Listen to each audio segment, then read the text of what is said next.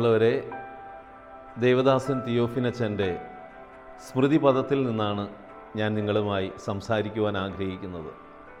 ഇന്ന് പ്രഭാതത്തിൽ ഒരമ്മച്ചി ഇവിടെ കടന്നു വന്നു. ദേവദാസൻ്റെ സവിധത്തിൽ പ്രാർത്ഥിച്ചിട്ട് വചനപ്പെട്ടിയിൽ ചെന്ന് ഒരു വചനമെടുത്തു.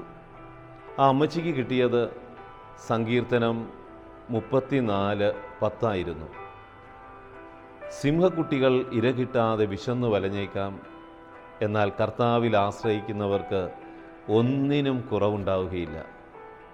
വലിയ സന്തോഷത്തോടു കൂടിയാണ് ആ വചനം കിട്ടിയ അമ്മച്ചി എൻ്റെ അടുത്ത് ഓടി വന്നത്.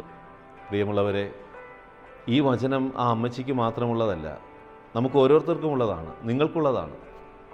ഈശോയുടെ ആഗ്രഹവും അതുതന്നെയാണല്ലോ.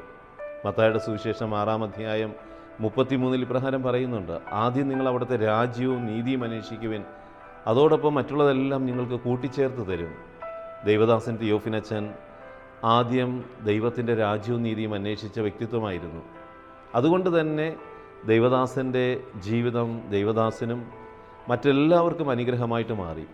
നമ്മുടെയും ജീവിതങ്ങൾ ഇപ്രകാരം നമുക്കും മറ്റുള്ളവർക്കും അനുഗ്രഹമാകുവാൻ നമുക്ക് കർത്താവിനെ അന്വേഷിക്കുന്നവരാകാം. ബാക്കിയുള്ളതെല്ലാം അവിടുന്ന് നമുക്ക് കൂട്ടിച്ചേർത്ത് തരും. ദൈവം നിങ്ങളെല്ലാവരെയും സമൃദ്ധമായിട്ട് അനുഗ്രഹിക്കട്ടെ. സ്നേഹപൂർവ്വം, നിങ്ങളുടെ ബിനോയ് ലീൻ കപ്പൂച്ചൻ.